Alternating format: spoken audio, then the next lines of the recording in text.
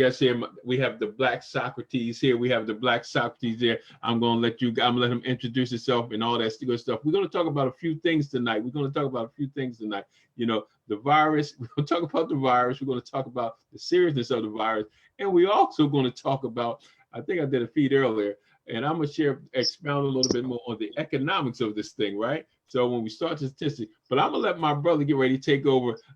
Black Socrates with Mental Dialogue. You tell the people about yourself. Give them a little bit about yourself. We got a whole lot of people out there, that don't know who you are. You know, I'm an old Yankee, so you got a whole bunch of Yankees up there looking in. They don't know who you are. But tell them a little bit about yourself, Mental Dialogue, and explain to them what we're going to talk about tonight. Go ahead with it. All right, sounds good. Thanks for having me, Ray. Again, my name is Montoya Smith, aka Black Socrates. I'm the curator and founder of the Mental Dialogue Community Club. We have a live event here in Atlanta, as well as a radio show every Saturday morning, 10 a.m. to 12 p.m. Eastern Standard Time. Our mission is to create a virtual neighborhood where African Americans learn to trade services, ideas, and products together. And so we've been able to create that community club, but the extension is the talk show. And so the talk show, what we do is we specialize in hard conversations on race, sex, and gender. So be sure to find us on the Mental Dialogue Facebook page, which is at Mental Dialogue, or IG Mental_Dialogue, Blog Talk Radio. And so again, that's what we do every Saturday morning. The reason myself and Ray have linked up with this is I consider myself a philosopher and a writer. So from time to time, I'll write pieces. And I just ended up writing a piece.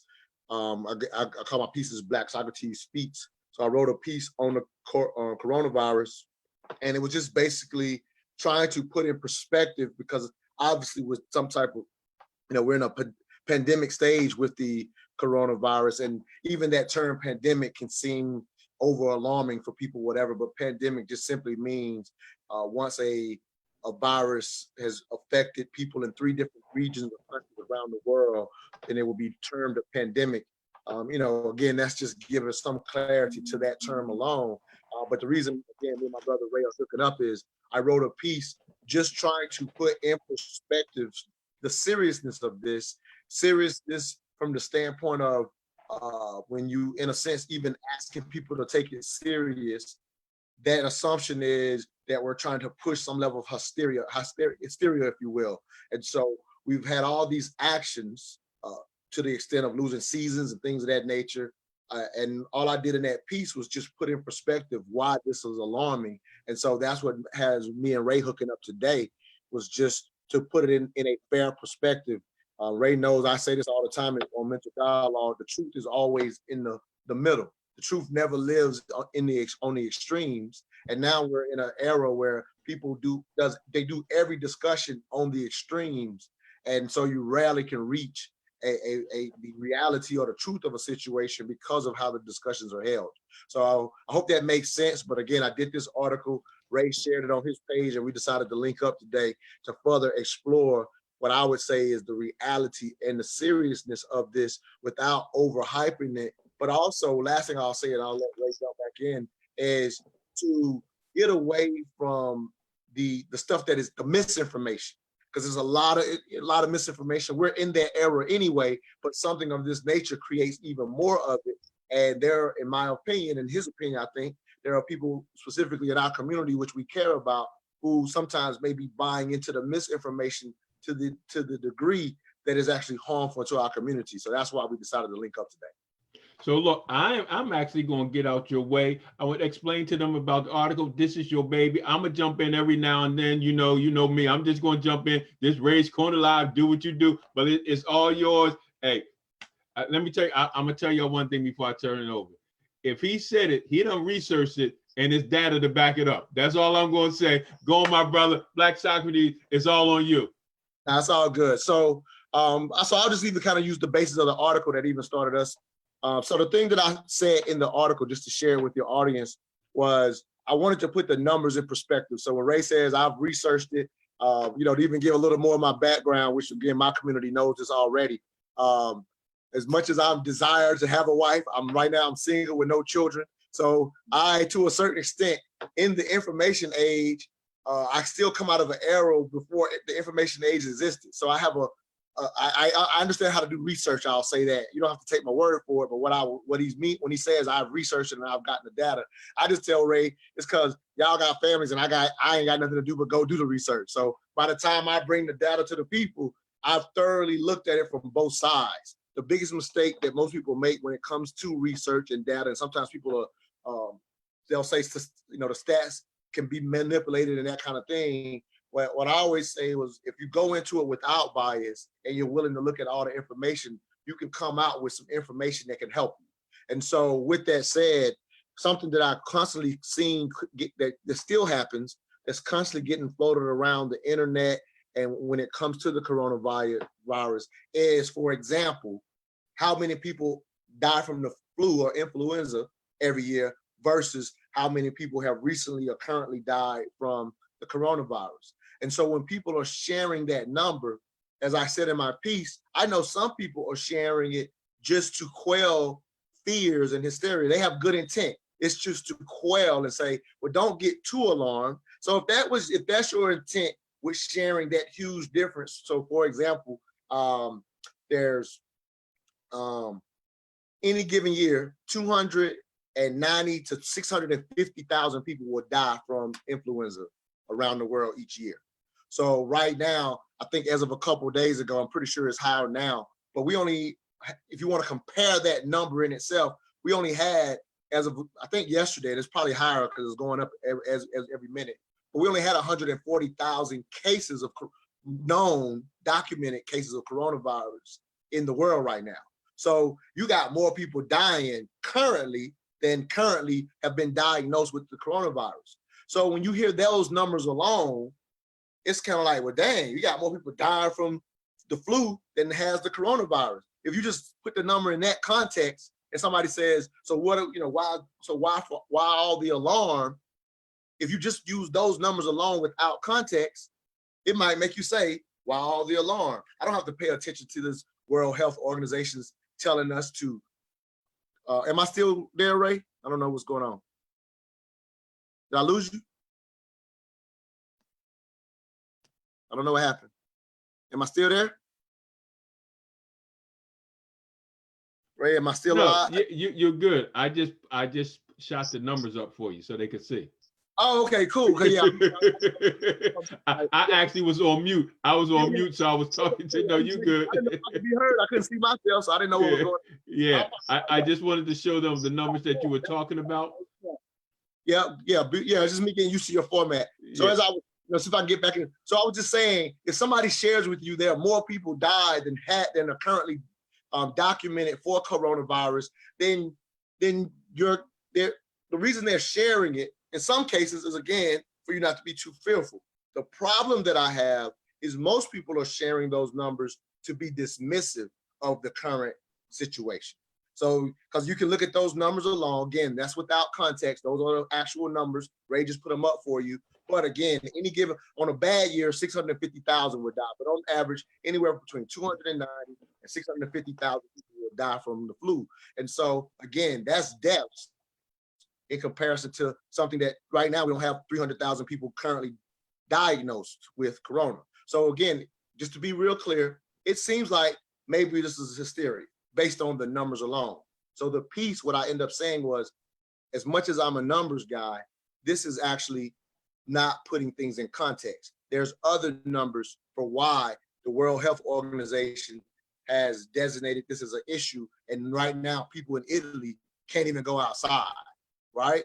So here's one number I'll share, and then we'll get away from the numbers. I don't want to bore people with numbers all, during this broadcast. But the number I shared in the piece was, again, this is to give more context. I didn't go into the numbers one way or the other. I just like looking at the numbers for real. People share numbers with me and try to make a point. I go research the numbers just to see what they say. I don't go into their pre-bias looking for something. So as I'm researching the information, and when I find out, I found this from an article that came out of The Guardian. I can't remember the guy who wrote the piece, but basically the early tests for the coronavirus, again, this is just to give perspective, show a mortality rate of 1%. 1% doesn't sound like much, but if I also now tell you 1% mortality rate is 10 times the mortality rate of the flu, let's put that number in context. The flu right now kills anywhere from 290,000 to 650,000 any given year.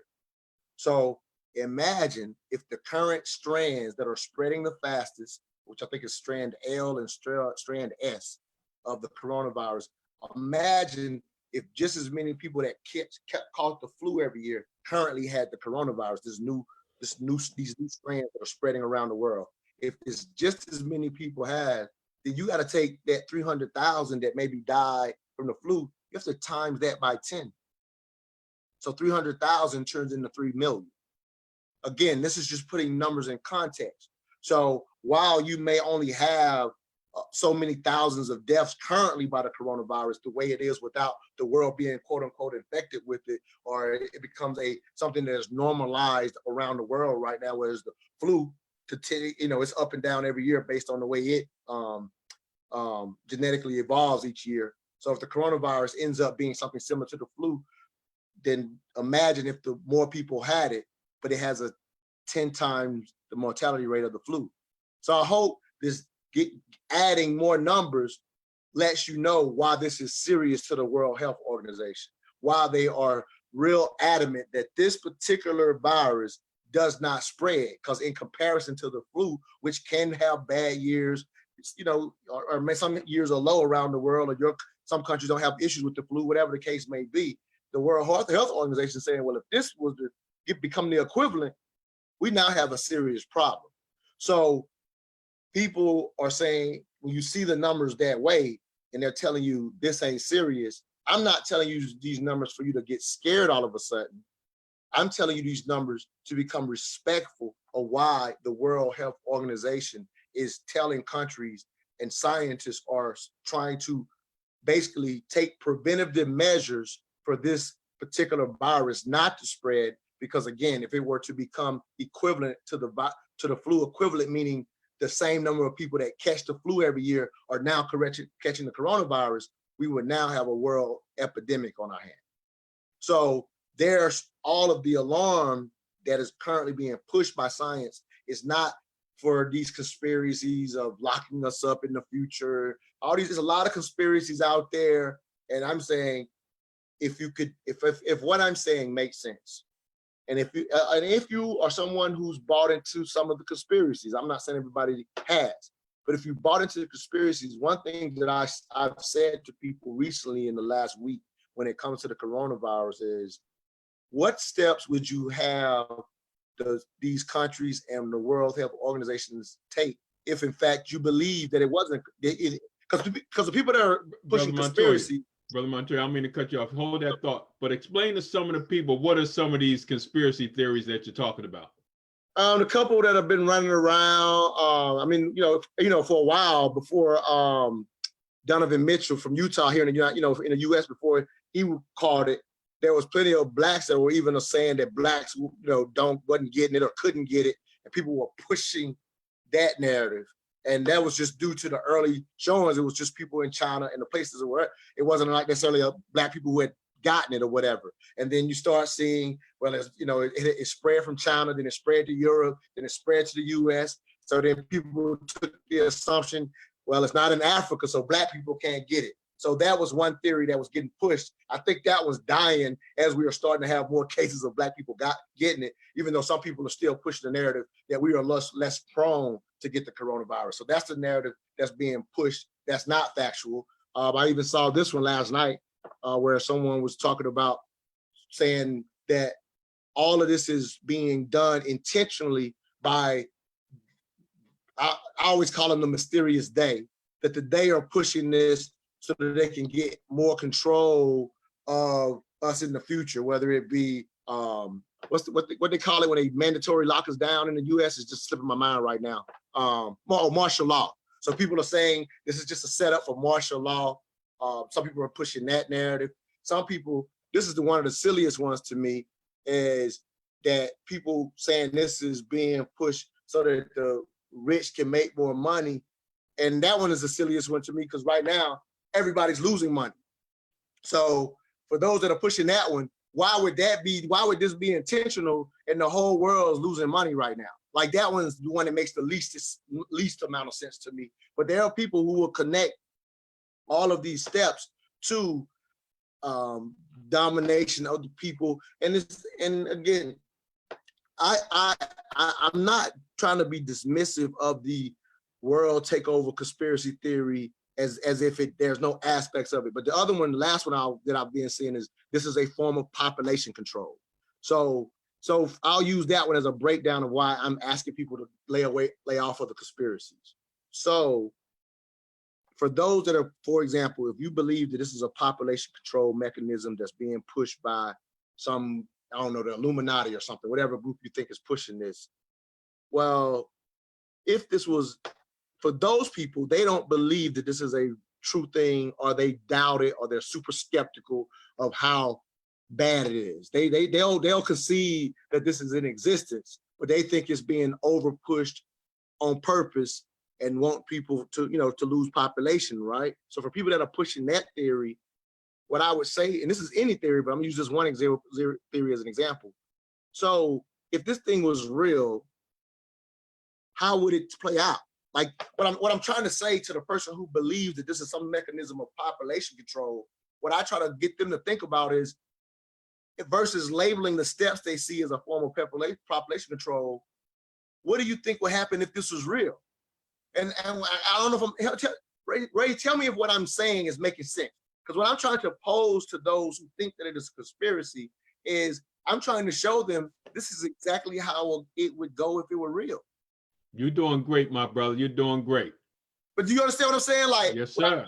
Bring it back on them to say, well, tell me what it would look like if this was a real thing. Since you're saying that this is being manipulated and pushed by this is how they're doing it. This is all to get control of us. When you're saying this is how this is being done, when I asked them, well, what would the steps look like for you to say it's not a conspiracy? They have no answer.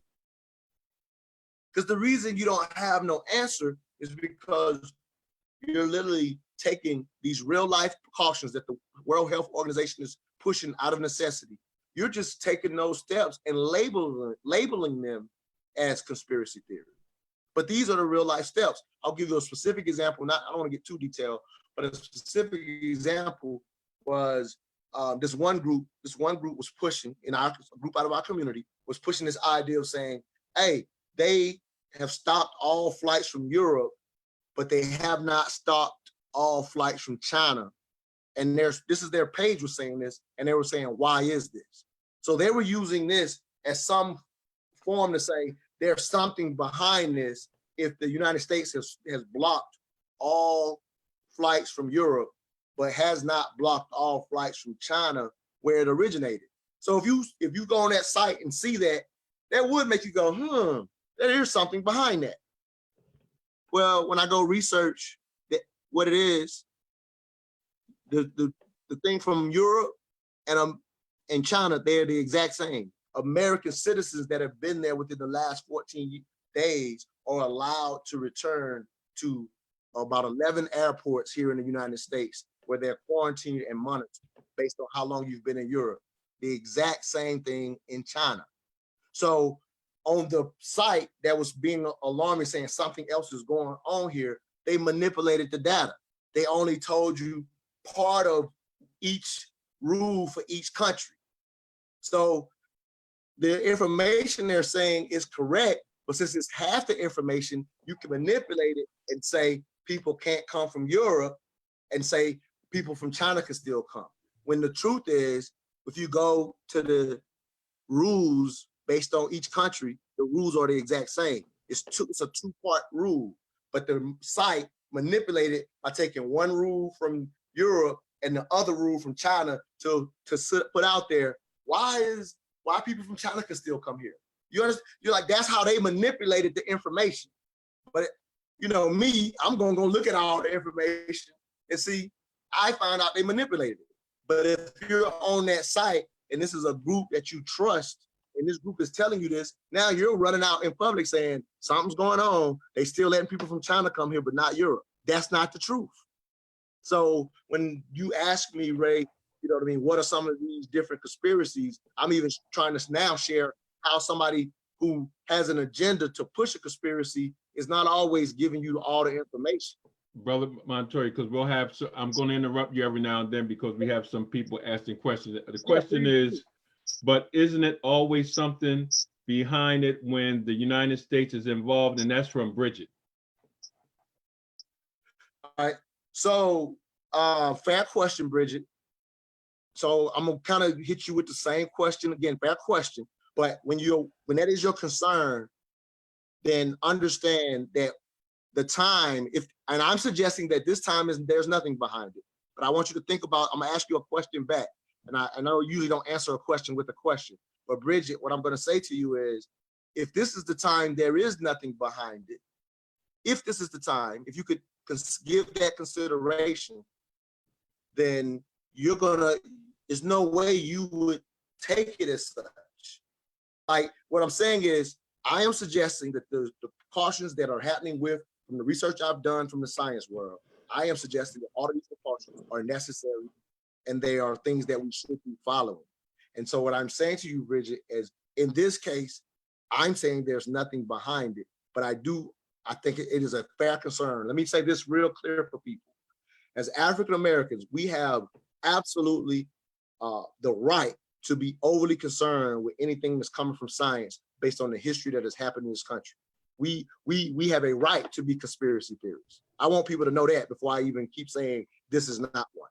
So I'm saying that to Bridget to say, if your original premise isn't there always something behind it, then realize you will never catch the time that there isn't, because you're already starting with the premise that there's always something behind it. So this time, I am telling you there's nothing behind it other than the health concerns. But if you come from the premise that there always is, then you will never catch the time you should act, because you would always say, oh, there's something else behind it. I'm not going to take that serious. That's what made me write the piece, Ray.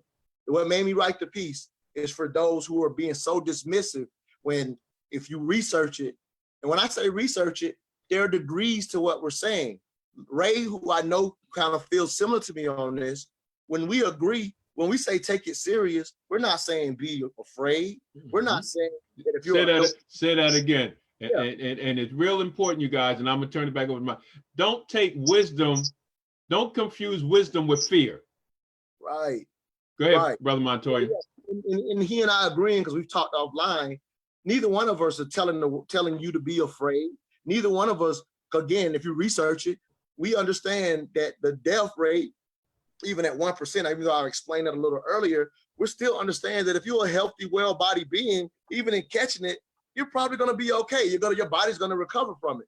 So when we say take it serious, like we're in a world now where everything's taken in extremes. So when we take it serious, we're not saying take it serious because you're going to die tomorrow. When we say take it serious and listen to what the World Health Organization is saying, if you really listen to what they're telling us to do, it's precautionary steps to stop the spread of this thing. That's not saying you can't. I'm just trying to say that these steps are necessary precautions. But when we say take it serious, we're not now telling you to be afraid.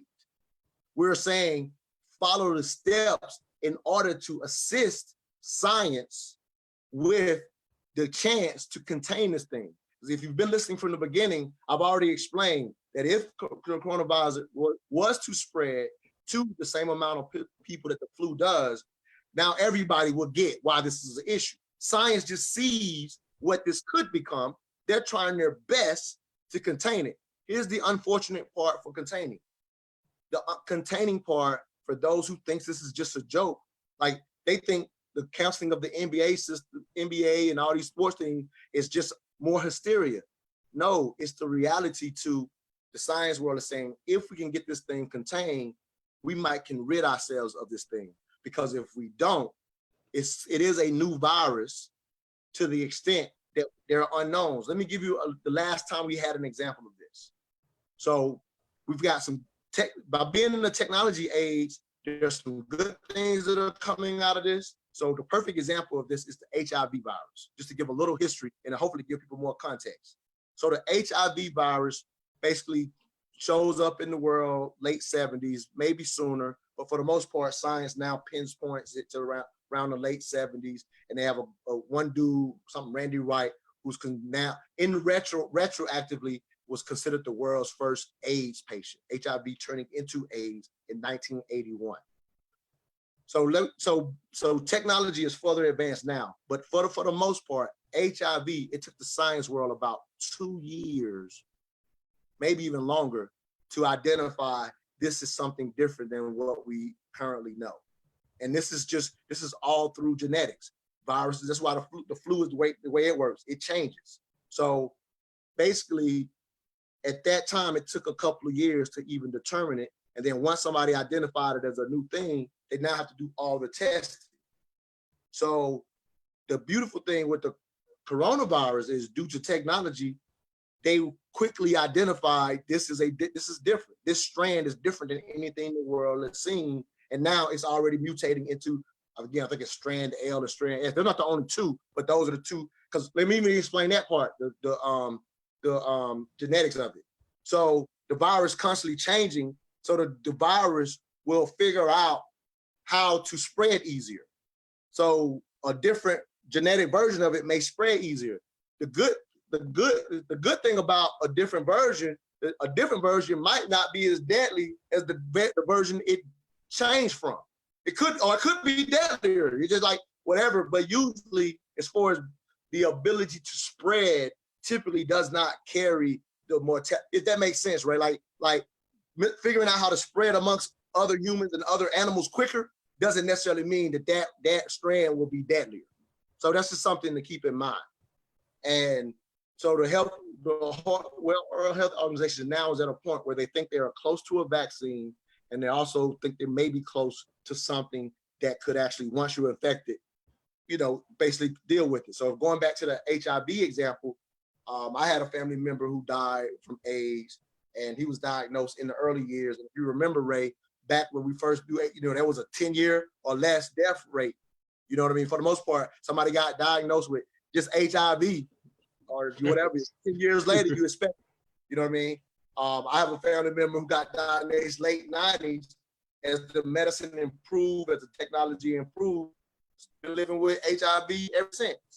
But just a few years before that, the medicine wasn't that good. The technology had not caught up. So I'm just using that old example to say, so we have a head start with corona in the sense that it's been identified sooner. And here's the other part for us specifically in the United States. For those who are worried about the conspiracy aspect, I know me alone is not going to stop people from following that or whatever. But what I will say is the precautionary steps you see taken by the United States are for this reason and this reason alone.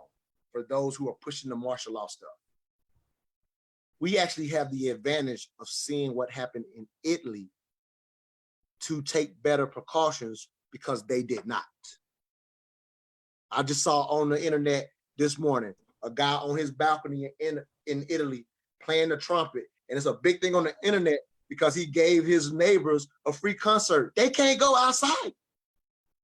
That's what's happening in parts of it. Like the quarantine that we think is coming, it may come if we don't listen to what the World Health Organization is telling us and consider social distancing. Like, again, people think this is made up hype, but they're recommending social distancing because they're trying to avoid our country, which is way bigger than Italy, to have to be what was happening in Italy. So the way to do it is if we have less interactions. That's why literally states around the country are banning gatherings of 200 or more, some places 100 or more, because their hope is that we do not become Italy. So because of Italy, our CDC is recommending these precautionary steps to help keep our country, who has 300 million people, way more than Italy, in hopes of us not becoming that. And I'm gonna give you another important example that I saw from a friend of mine this morning. I'm just trying to give people perspective. So I have a friend of mine who's still in the military. I was in the military for 6 years. And so one thing I would tell you about how the United States government treats its military, whatever. You can have different opinions of good or bad, but I will tell you, whatever precautions they're having that they ask for the military to do, those are the ones we should pay attention to, Ray. Why? Because the government absolutely needs its soldiers in play at all times, right? Like, you know what I'm saying? If you don't appreciate or like the United States being warmongering and whatever you want to call it, that's fine. You can feel that way about the United States. And if you believe that, then also know what's included in that is they need their soldiers in the top best position to be able to do their warmongering. Again, I'm just saying that if that's your perspective. So if you know that that's how they're going to treat the soldiers, especially, you know, we can, you know, it's all kind of, you know, I'm a veteran, so I'm not always happy about how they treat us as veterans. But those active soldiers who they need to be ready to go to war at any given time, the U.S. government is not going to be doing things to those soldiers who they need to be available for war at any given time. They're not going to have them take precautions that does not ensure that they are ready, able, and capable of defending this country or going to war. So I have a friend who's in the military that literally basically plead out. He was just saying to other friends, he's still in the military, officer in the military, and he said his mother is one of those people who right now, based on the coronavirus, she's elderly. And so she already has issues with her immune system, at least the way I understood it, right? So she is in, I think I saw you talking about this earlier before I came on, Ray, when you start, because the elderly are, right now, the coronavirus, to say this real quick, unlike the flu, it does it, right now, it's not showing to be deadly to babies. It's right now really only effective to the elderly based on the early tests. But going back to my friend's thing that he put on Facebook, I think it's his grandmother, who basically she's one of the people who would be at risk if she were to get this virus. But the military right now is in a situation where they're kind of told not to go out.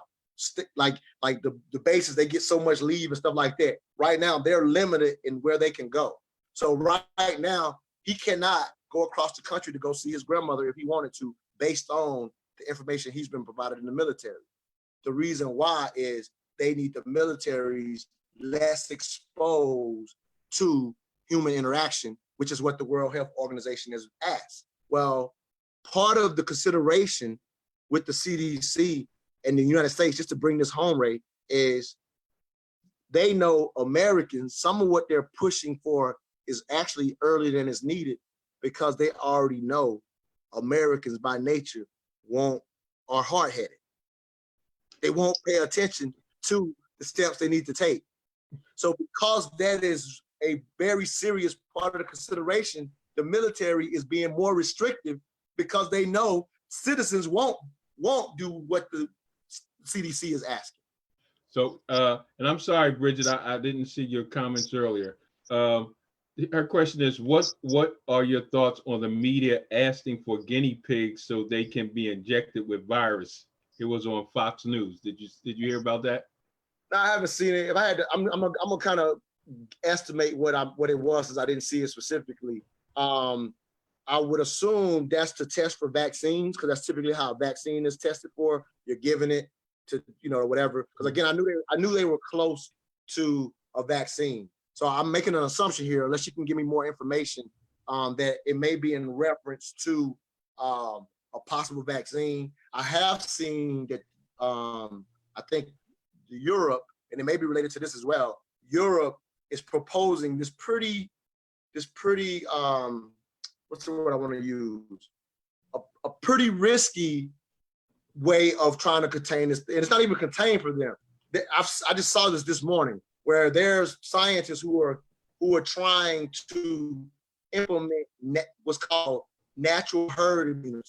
So basically, as again, genetics, we all improve or whatever. So certain diseases are kind of not as existent as they used to be, 100, 200 years ago or whatever, right?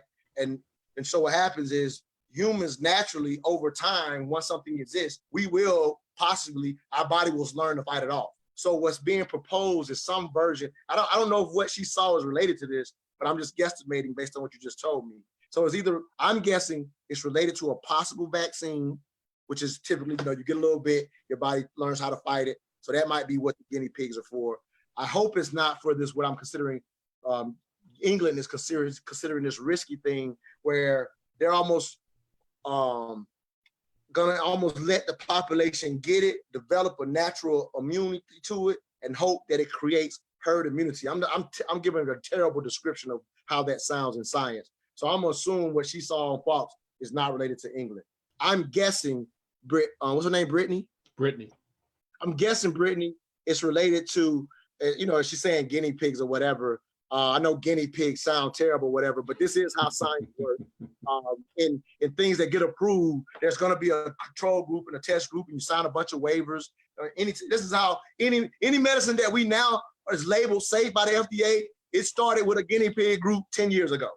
It takes 10 years for medicine to come to the market. In this situation, because it's a world alert, all funds are going to be dedicated to it. When let's say you and me and Ray, we got an idea of a pill that's going to help people. It's going to take us 10 to 15 years to get it to market, and we're going to be there spent $3 billion. And the whole time when I say spent $3 billion, the whole 10, 15 years, we've been begging the government and other private citizens to give us enough money to fund this potential thing that's going to make us $6 billion.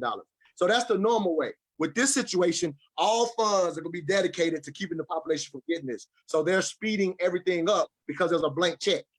So if me and you were trying to do it, Ray, got to get a lot of money. It takes part of the years is the fact we got to build the money to do research. Right now, they got the money ain't going to be a problem. So yeah, they definitely got to bring a control group who, and just to help you understand, Brittany, the control group is definitely going to be people based on the studies they already have, or people that are not gonna, that already can probably resist it to a certain level. Like they've already got enough tests to figure out who the control group should be. Like if we were losing people to control groups tests all the time, we wouldn't have a pharmaceutical system. So they do enough tests.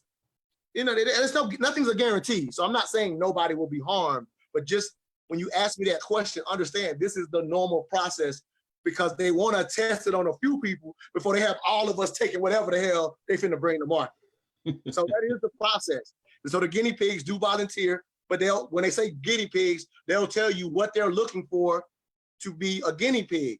Like with most medicines, I don't know about this one particular coronavirus, but with most medicines, and the guinea pigs most often, and especially on something that's trying to cure something that's killing people, the guinea pigs are people that have already exhausted all current, in most cases, they've already exhausted all current forms of medicine that are there for them. And so that person is usually saying, yeah, I'll volunteer for a trial exercise thing because everything y'all gave me is just letting me live longer. But if this is a potential for a cure, they'll sign a waiver saying, I know I am risking dying from this new thing, but it's also the thing that could save their life. So usually the guinea pigs are volunteering based on their life. So I don't know what type of guinea pig group they're going to ask for, but it could be people who are on the verge of dying who will gladly volunteer to be a test group in hopes that this thing can save them. But they sign a waiver saying, I'm not going to sue you if it don't work. So that's the process. There's no way around that process. Let me ask you a question. It's something in that article that really struck me, and you talked about, share a little bit about symptomless. It is a symptomless virus. Break that down because even some of the reports that I had, you actually can have it in the first 14 days, and it actually can fight itself off within 5 days, and you never know you had it. But break that down a little bit. Right, that's a very important point, Ray. I'm glad we should have said this in the very beginning. So, I know I broke down the numbers to how it technically is more deadly than than the flu, but let's set that aside because what Ray is talking about now is even more important. So, and this is something I just, I don't even want to take credit for this because I got it from one of my favorite people is Dr. Neil deGrasse Tyson. So I'm just basically re-sharing what I saw him say on a video. And all he explained was that the biggest issue with the coronavirus, or really any virus that has this issue, which is for the first 7 days, typically it shows no symptoms. So that's the first thing that has made this thing spread so quickly and become alarming. So, because what happens is if I'm got a runny nose and I'm coughing, and I go hang out with Ray, and Ray sees that, or I can say, Ray, I'm sick, so just stay away from me. So based on my symptoms, I'm able to kind of, you know, he's able, he can be around me, but he can take precautions not to catch my cold or catch whatever, you know, whatever issue I got because it's showing symptoms. But if I catch something and it's gonna take 7 days to show the symptoms, well, when I see Ray, I'm gonna give him the same pound I always give him, you know, which is one we pound up and I give him a hug around the back. That's what we're gonna do because I ain't got no symptoms. So that's the issue with the coronavirus, that it typically takes about 7 days for any symptoms to show up. So if you heard about the Rudy Gobert situation in Utah and why he had to apologize is because he was taking this whole issue as a joke, and that's what his teammates were talking about. You may have even seen the video where he did that press conference and he touched all the mics. He was just trying to be funny. He didn't know he had it. And so his teammates ended up saying he was constantly joking around about this thing and coming up there and touching them and stuff like that. Now, lo and behold, his teammate, Donovan Mitchell, a black man, has it. And so his apology was, I'm sorry for not taking it serious, because the days he was playing around was his 7 symptomless days. And so that's very important. And that's the first thing that made this virus alarming. Because what Dr. Neil deGrasse said, he says, if there is a virus in the world that's actually, let's say he just used an analogy, or well, not an analogy, he said, for example, if there was a virus, he said, that was very deadly and you die within 2 days. He says, while that would be super alarming to everybody, he says, that's a virus that could be contained very easily. He said, if that same virus took 2 weeks to kill you, and before it shows up, well, by the time you figure out everybody got this virus that could kill you in 2 weeks, but it was symptomless, so many people gonna have it, you can't control it. But if the virus is more deadly, kills you in 2 days, and everybody dies off, it's easier to control. So that's what he was trying to explain with the 7 days symptomless. It becomes harder to control it. That's why part of the reason, there's 2 reasons why it's not in China. What we just said and the other aspect. So as much as we love our technology and advanced age, well, the other issue with this is the reason this is a pandemic is because in the past, 100 years ago, if there was a plague or black plague like was in Europe, or the big flu that killed everybody in 1918 during that year, well, it just stayed in the region. Why? We didn't have planes.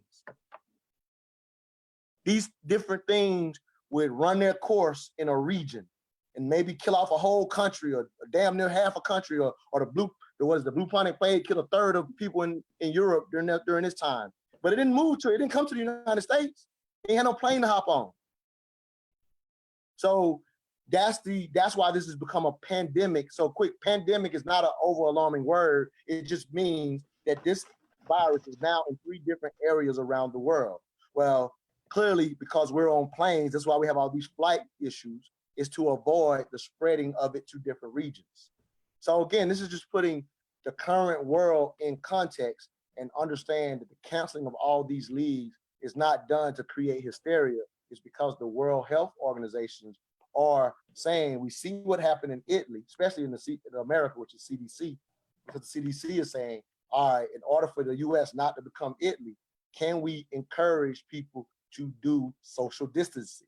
Because they're trying to avoid quarantining us like Italy currently is. So we got 2 quick questions from our brother Evan. Our brother Evan Jefferson says, if it shows no symptoms, how would doctors know it had been there for more than 7 days? And Brittany asks, so we could have it and not know.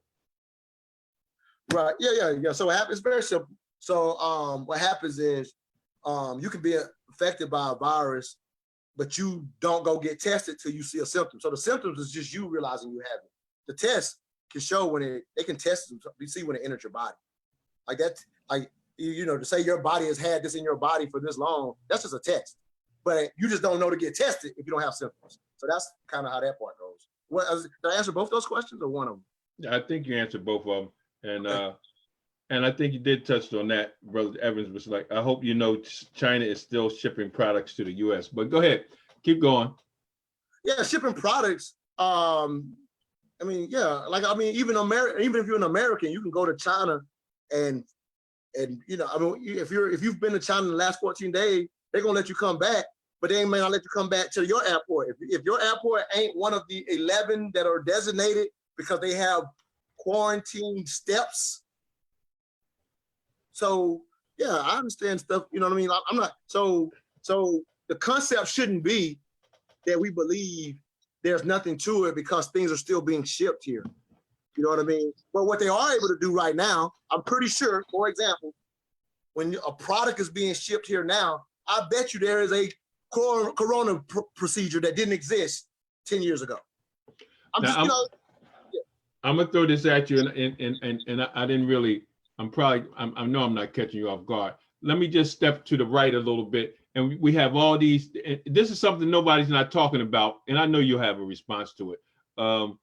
And we're talking about the virus and that, but what would you think some of the steps? Why is nobody not talking about the economical consequences and putting together strategical plans for businesses that are shutting down, people that live paycheck to paycheck? You know, and matter of fact, I did a feed like this earlier, and a young lady actually said, they just closed me down and I'm blah, blah. So why are we not talking about that part too? We're talking about the virus, but no one's talking about the economical side, that people can lose their houses, they can lose their cars, they can lose all kinds of stuff.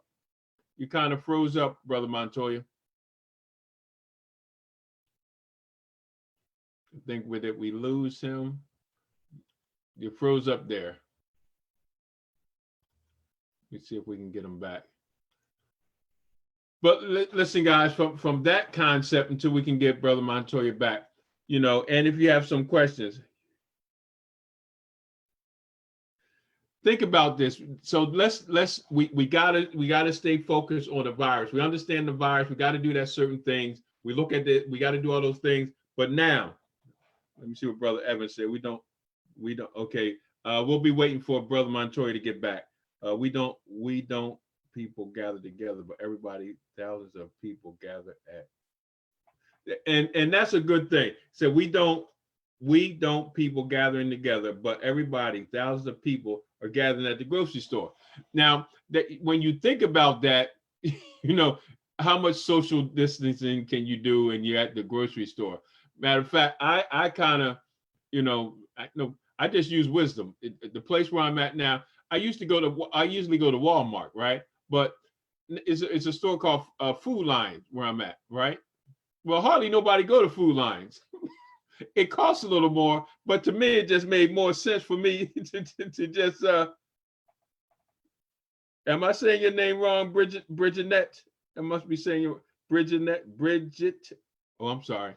So I just go to another Food Line store. It's less complicated. But let's shift gears for a second.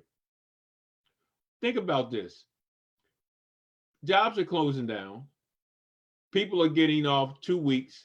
Children aren't going to school. That means some mothers can't go to take their kids to babysitters. What's up, Miss Vivian? So why aren't we not talking about the strategies that we need to put in place, right, to create plans so that people don't become homeless, so that people don't become, okay, we got Brother Montoya coming back on. Because when you look at the economic of things, right, that the average person right now, right, the average person, right, and this is not a color thing. The average person cannot pay a $400 bill. So we're asking people to get all this stuff, right? And let me bring it back to you again, Brother Montoya. My question is, why aren't we talking about putting together some strategies, right, to help the people that are, you know, that's going to be out of work, right? That can't take their kids to the daycare no more, that can't afford certain, matter of fact, can't go to the store and get one of those 30 things of water. Toilet paper. Water. You ain't no toilet paper. But so now we ain't gonna go with the conspiracy theory, but here goes another conspiracy theory that people can think. Is that creating a greater wealth gap? Or what is your take on that? And let me touch that real quick. That's a great question. And the answer is hell no. And the reason the answer is hell no is because before this virus hits, The wealth gap was growing faster than it was ever growing. So the last thing that the wealthy wanted to happen was this. The market has been at record highs. Like we have proof in the pudding. For example, in the last 10 years, the United States has created more millionaires than it's ever created. And the matter of fact, that happened in with the last administration. So the wealth gap has unfortunately been growing for those who watch the numbers. It has been growing. So the loss of wealth does not fit that conspiracy at all. So let me say that. But back to the economics, what I'm seeing, Ray, is I'm seeing people talk about it consistently, but the reality is, I don't know if Everett Jefferson is still on the line, but I told Evan, I sent Evan over the link to jump on in if he want to, but go ahead. Yeah, well, like I said, I know he was I know he had a question, so I'm just shouting that king out, because the reality is the question you're asking now is, here's the reality. The unfortunate reality is people like Everett Jefferson, who has the Black Billionaires Club, people like him, all of the push they've been making prior to this moment was the discussion for what you're talking about. You feel me? Like the reality now is you can talk an economic plan now, but there's no way around. The reality is it's almost too late if this thing keeps spiraling down. And I will tell you, based on what's happening, again, if you follow what's happening with the military, that gives you an indication, in my opinion, of what to worry about for us as citizens. I will tell you, based on some relationships I have with people who are more connected than me, that the anticipation is probably going to get worse before it gets better. So when you start getting into the economics. So now, if people are going to be forced to look at their money the way that the Evan Jeffersons and other people. So my answer to you, Ray, is it's not that people have not been talking about the economics. It's just when you understand economics, those people have been in your ear, especially now that we're in a social media age. They've been, the work you do, y'all been fussing at us for 10 years already. So to me, the reality is people already have been talking to economics. Not that you were in the anticipation of potential, health catastrophe or whatever, but just being prepared for a rainy day is part of economics. So the reality is trying to put together a plan now. You're gonna have to do whatever you can to figure it out, but there's no magical, if you understand what I'm saying, there's no magical, here are the steps you can take now when the whole world is scrambling for money. You know what I mean? So what's the answer if you can't buy, like you just said, if you can't buy that 30 thing, what's the answer right now? What I will say, here's for those who are ahead of the game, for example, on the internet, if you are already ahead of the game, I admit that I am not. But if you're ahead of the game on earning passive income via the internet, well, those people, I'm watching them right now. They're scrambling to go hard because they have an income stream where they are able to go and push and market to the whole world still. Because think about it, if the world does, if different countries keep getting quarantined, those people that have internet stores, they're ahead of the game. So maybe an answer is to try to put one up now and get in there, compete. But the people that are already on there, they're gonna outcompete you because they already been doing it. So I'm not saying it to discourage people not to do it, but the online market has become very real right now if you have not already got on board. And we're going to get ready to bring Mr. Evans in and tell who you are a little bit, everything. And you want to hear something funny? For me, I support a lot of Black, MLMs, right? For years. I just pay them. So since my wife got sick and I don't travel as much and everything, I actually didn't realize all the stuff I had where I could just sit behind my desk and pretty much, so we got the Black millionaire here on the Jimmy John, right? So listen, tell the people who you are real quick, and we talked earlier too, but I'm just amazed, that the government, no one is throwing out any suggestions for people. But Mr. Evan, tell the people who you are real quick, and in a little bit, and then let's just get right into it. You know, and listen, but first of all, before I even go there, I am so honored to have such distinguished two. I don't just have one, the Black Socrates. Now I got the Black billionaire on the Ray's Corner Live. This is the first. You see the live here on Ray's Corner Live, coming to you live all the way from here, right here. This is history at its making. Guess what? The coronavirus has been good to me because I got two of the masters on the corner. Go ahead, Mr. Evans. Whoa, you got two of the masters on the corner. Yeah, that's that. Am I on? I guess. Yeah, you good. You good. Oh, okay, cool. I ain't see a switch or whatever the case may be. But yeah, what you want me to do? I'm ERGJ, certified financial educator, international best-selling author. I study money and I teach people about money. Matter of fact, I've been doing a big push, teaching people about how to get rich during a recession. Taking advantage of things that you see, and asking yourself, how can you get paid from it? So I run two different companies, ERGJ Enterprises, where we small business consultant, investment education, financial literacy, and also ERGJ Black Bazaar, which is a online retail store, as Montoya talked about, where we ship all over the country, Afrocentric home decor, personal care products, and also Black art inspired gifts. So that's a little quick breakdown of me. A whole lot more that I do, but that's pretty good introduction. So, Brother Montoya, he has been breaking this thing down with the virus and the seriousness of it, and the reason that we need to take it serious, because the numbers that he gave in comparison, if it continues to grow, well, I think he said if it hits 200,000 to 300,000 people, then he had this number in the millions of people getting, whatever, which was so powerful. And then I just kind of shifted just a little bit, because people are losing jobs and this and that, people who live paycheck to paycheck. And now we're focusing on the virus, but no one is focusing on the economical side that it's going to cost the people who are not ready. What are some of the solutions that we could come up with? And just like Montoya just said, if it ain't been happening, what is it that we can do to put up some strategies to help people right now who just didn't know?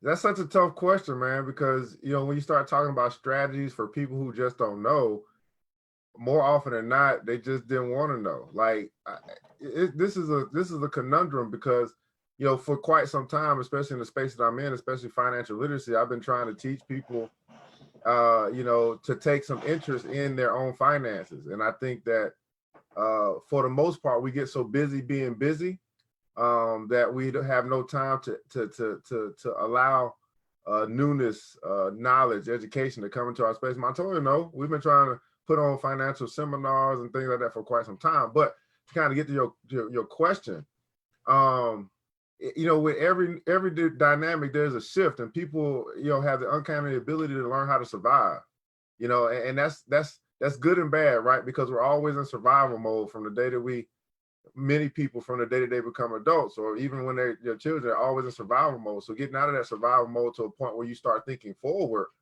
that's the most difficult part, I think, to get people to start thinking ahead, to learn from their past, or learn from the past of the world, to live in the present, but to think about the future. So this, when we say, what can we do, right? I think that, when we start talking about skills that we have a lot of people that with skills as it relates to plumbing, as it relates to electricians, as it relates to, I would really recommend people get into the trades and pick up some trades, or maybe some people from the community that can provide some of these free seminars about their trades so people can understand what they do. Trades are not going anywhere.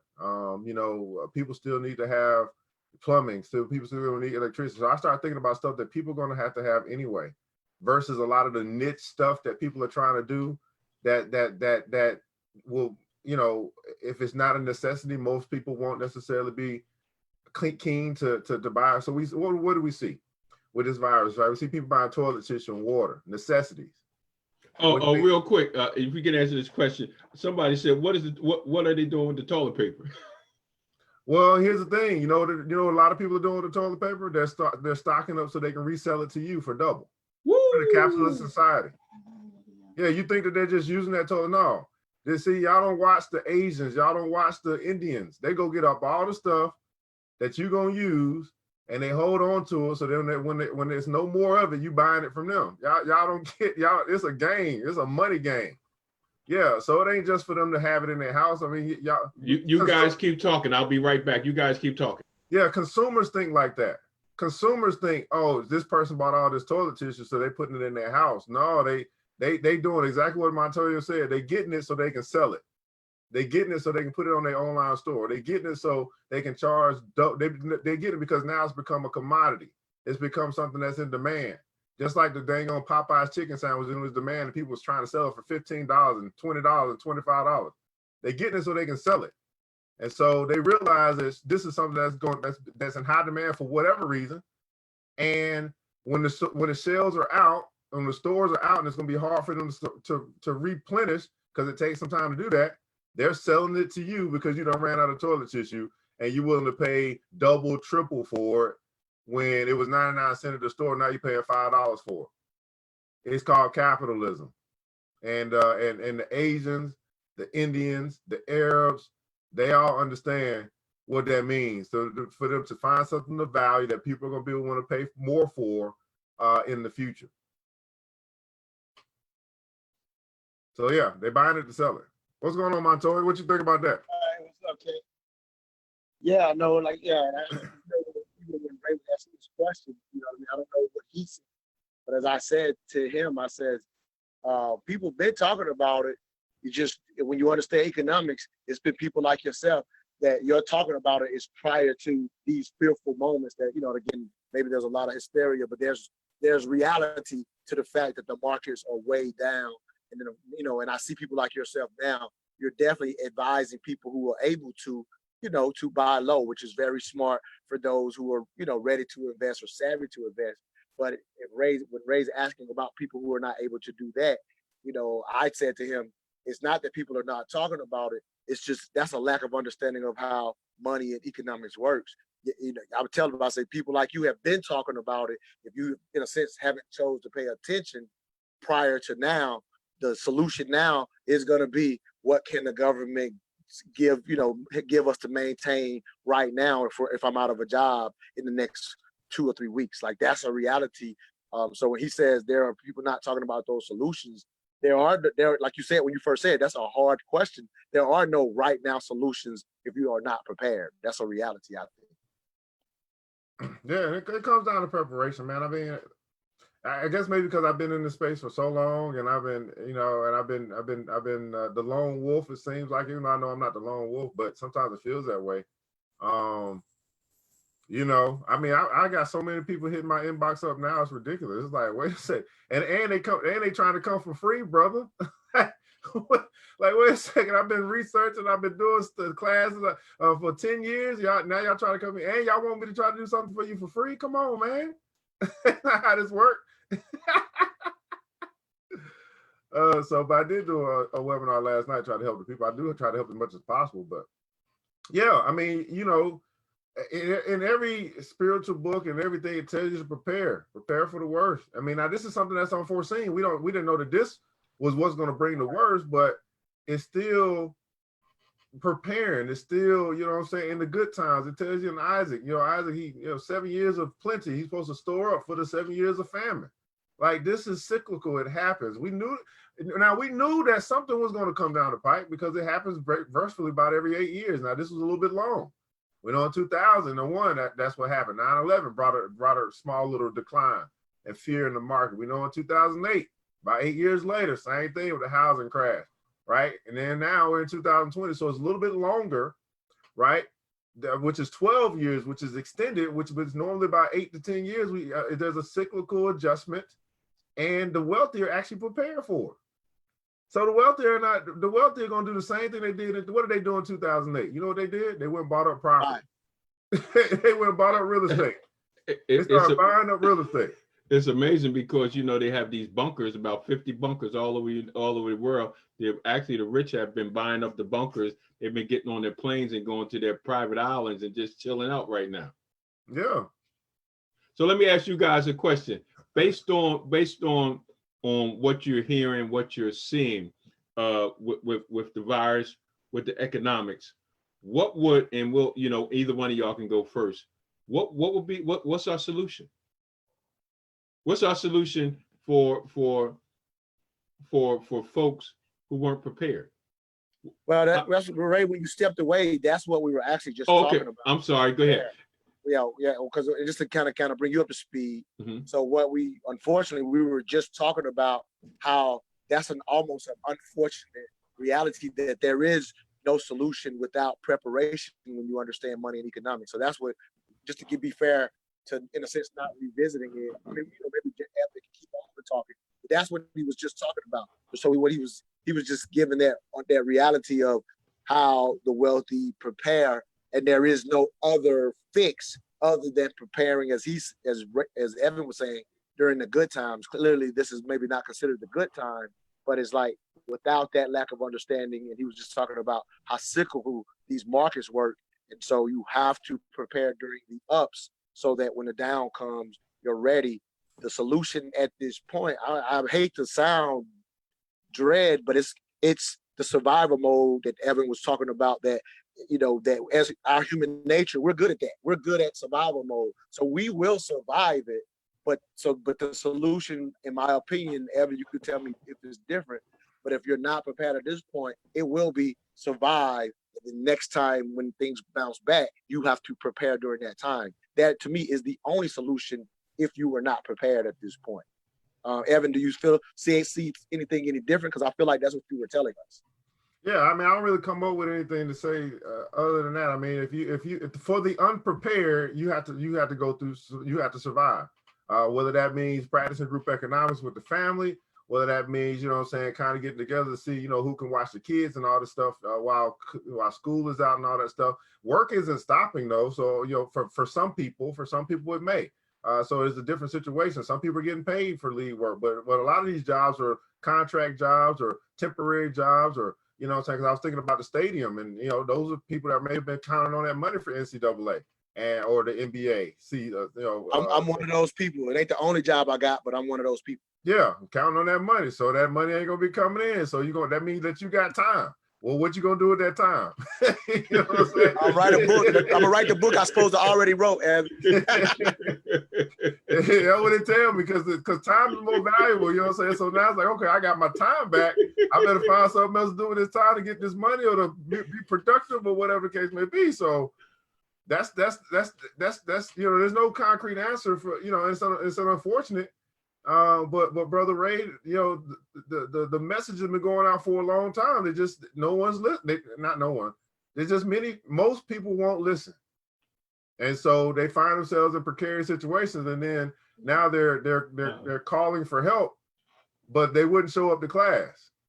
You know what I'm saying? They wouldn't get the help when the help was like, "Hey, I'm here to help you." Oh, now you can't help me now. I'm good. Okay, yeah, I'm good. Okay. Well, I guess you're not good now. So what do you do?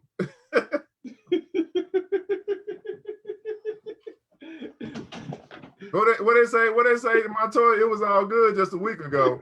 It was all good just a week ago.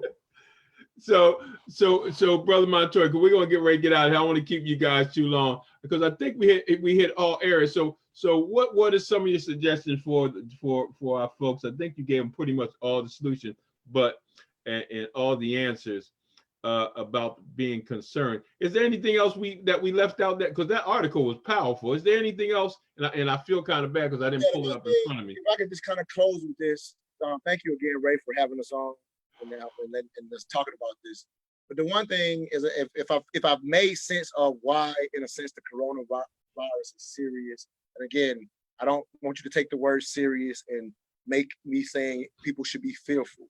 But the one thing I want is the people that are saying, I'm living my life, I'm not fearful of this thing, or this is just like when we had Ebola, or just like the bird flu. The reality is, this is not just like those times. And so to be dismissive of it, I even have a member of the club who's flying right now.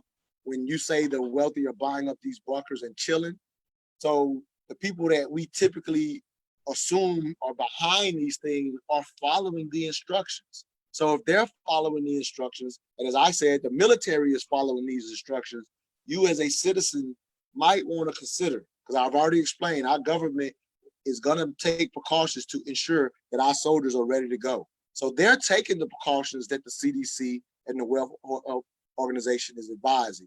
And the last piece of advice, if you take nothing else from me, if you're going hold on. I thought I was going to end it, but you just brought up something. I'm not saying that's not what the CDC is asking, but they are asking for social distancing. And the one thing that they're adamant about, and I hope people will at least listen to this, if you are going to go to a social gathering or if you're putting one on, please, they're begging us, please do not invite the elderly. Because right now, the testing is proven that the elderly are the ones that are susceptible to it becoming a death, issue that could create death. For the most part, most of us probably can handle the virus and get past it with or without being seen. Most of us are healthy, we'll be just fine. But they are saying if you are going to, if you're going to be responsible for a social gathering, please do not invite the elderly. So if you're gonna dismiss it and say it's a hysteria thing, I'm asking that you at least take that piece of advice. I have an event, I'm probably gonna cancel it, but even when I start my events back, I'm gonna wait and see what the CDC is asking. Again, they're asking us this to try to get control of it so we can get back to our lives. They're not trying to control us, they're trying to avoid what happened in Italy. That's everything, Ray. Oh, you know what? You said something. Hold on. You know what? Because I got to ask both of y'all these questions. And y'all coming from two different perspectives. I already know. Listen, why? And then, Evans, you can say, you're getting ready to say so. I know you get ready to respond to something, but kind of tie this in. Why are we as African-American Black folk, why are we the only ones that are not really listening or taking this serious about what to do? Well, go ahead, Evan. So I don't think it's necessarily about not taking it serious. We got to understand it's not a dismissive thing. It's a looking at history thing. There is nothing new under the sun. So we can try to make this bigger than Zika, bigger than SARS, bigger than Ebola, bigger than chickenpox, bigger than the measles, bigger than the 7 plagues of Egypt. There's nothing new under the sun. So it's not that you're dismissing it. You're just saying, hey, I'm looking at history. How long did Ebola last? How long did Zika last? It just disappeared like a fart in the wind. This too shall pass. This is what people understand. So there's a comfort in understanding that this too shall pass. Not that I don't protect myself, not that I just go out and have all these social gatherings. Like I'm taking my social gathering, making it virtual, right? That's cool. And Montoya, I'll probably say the same thing to you. Still do your event, just make it virtual, and then meet like you're meeting here, and finally get up to speed with technology. But let's not act like people are dismissing it. There are some people who are stupid. Okay, there are stupid people in the world. But shoot, if we're really gonna talk about dismissing, then nobody should go to the grocery store. If we're gonna really talk about dismissing, but that's not fair, Evan, because that's not what the CDC is asking of you. Like it's not fair. Let me finish. That is fair because that's a gathering spot of thousands of people where this virus can continue to contract. That is fair. So what I'm saying. But if your faith, see, there's some people who have faith in God, who have faith in what they believe, who have this type of faith. There are other people that got faith in the government, faith in CDC. So it's about people have different beliefs and different faiths, right? I get it. Yes, be cautious, but I'm gonna give my brother a handshake. I'm gonna give my brother a hug and a dap. That's just what I'm gonna do. And guess what? If life comes at me and said this is my time to go, well, guess what? I live my best life. You're not going to put me in fear for something that I've seen over and over and over again through history. History repeats itself. And if you have not watched history, regardless of something nuanced, you're absolutely insane. Well, to me, that's a mistake when you compare it to those when this is very different than everyone you just laid out. Like during the Ebola time, the same information that I research, like I research everything, right? So I can research that time and say, what you're saying now is what I was saying about Ebola, because I knew exactly where it was quarantined to, and it was only literally in 3 countries in Africa, but the media was blowing it up like we had to have this fear. That was information that you could go see.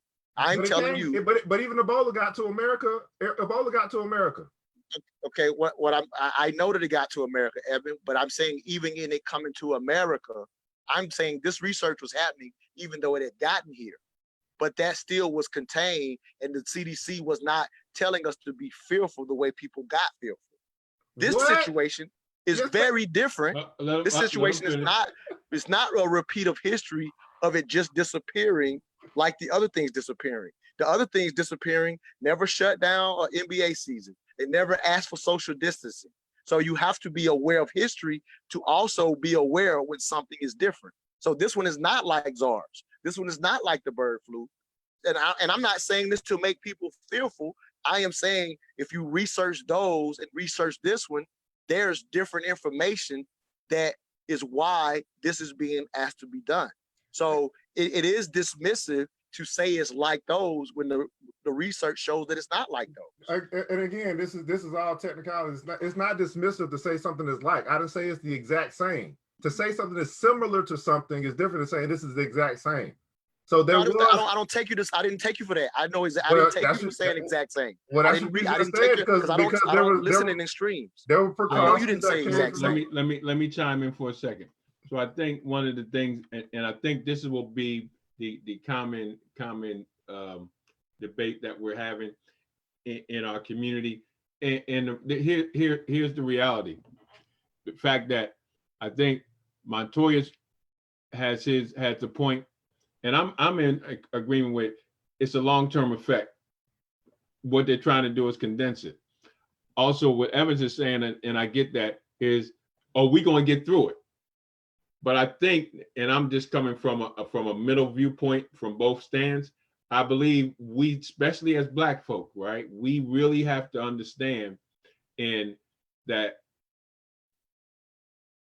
one, we weren't prepared. Two, we need to follow what the CDC or the people are saying that we're doing, right? And three, the most important thing is, and I don't know if we're going to get it, we need to learn. We need to grow from this. We do. But here's my question, Brother Ray. Go ahead. What the CDC is asking us to do, is it not the same thing the CDC always asks us to do? Yeah. Nope, okay. It's not. Now we saying no. But I think the only difference here. Hold on, I can tell you what the CDC has asked this time. Tell me about another one and see what they asked. Because they're asking us to do something completely different this time. So I'm going to never asked us to do social distancing on any of the other ones you're talking about. I think the biggest difference here is this, that because, and we're going to move forward. And I want y'all to just give us a closing remarks and let people know how you can contact. But this is some good stuff. I wish you would have been here at the beginning, Brother Evans, in the beginning, so we could have had this really big dialogue. And because we're getting a lot of comments over here now too. But man, I just lost my train of thought. I'm in that age of the 60 to 80, right? That's the ones that we're the most vulnerable right now, right? So don't. Right. But anyway, give your last remarks, right? And tell people how they can contact you. And we're gonna go from there. I'm gonna get you guys back on again, separately together, but moving forward, right? And I'm talking to all my people out there. Moving forward, after they share what they say, I'm gonna use some closing remarks. But go ahead, Brother Evans, tell them once again, how can they contact you? How can they fix it, moving forward, what they need to do? Let's make this thing happen. Well, moving forward, multiple streams of income. That's always the preach. That's always the word. It comes straight from the Bible for you to have multiple streams of income. So if you got all your eggs in one basket, when that basket disappears, you find yourself, in some pretty tough times. But as it relates to just being a contact me, follow me. I do a show every morning, 8 a.m., talking about money and power. That's going to be economics and politics, helping people to understand this economy that we're in. You can follow me on ERGJ Enterprises. That's on Facebook and or YouTube, ERGJ Enterprises. And I got way more stuff if you guys really want to take it to the next level as far as building wealth. But that's your first step because that's free. But then we start talking about, taking some time and really having some consultations. You start paying for that. You just reach out and set an appointment. ERGJ Enterprises. And also he's really being modest now. Investments. He's very good. If those of you guys, you want to learn about investments, he's there. That's one of his specialty. I will say this. And when he has value. If he can solve an identifiable problem, financial problem in your life, and it adds value to it, then cost should be not an issue, what you need to pay for that service. I'm gonna say that again. If he solves an identifiable financial problem in your life that adds value to you, cost is not an issue for what you need to pay. Go ahead, Brother Montoya, and make sure you tell them about your mental dialogue and everything you got going on, and how can they contact you, and how can they help sponsor what you do. All right, sounds good. You said, I think I already gave a last thought. So, just last thing I'll just say is just keep in mind, there are things that are being asked different, and their biggest hope and goal is to protect the elderly, because they will be at risk if this spreads the way that it currently is able to spread. This is very different. So the precautions are really for those who can be affected. Most of us will be okay if it does spread, but they're worried about the elderly. So I'll just say that's what's going on with the CDC. Or as I go, you can reach me at Mental Dialogue on Facebook or IG, mental_dialogue. If you want to support what we're doing, go to mentaldialogue.com. Or if you would like to advertise on our radio show as well as social media, then please contact me as well. I'll give you my direct number, 404-604-9477. I answer myself, and we can put up advertising packages to get your information out to a smart, intelligent audience. If you know anything about smart consumers, they buy high quality products. And just to throw this out with my brother Evan, as much as we were going back and forth at the end, I am a part of his Black Billionaires Club. As Ray said, this brother knows what he's talking about in the area.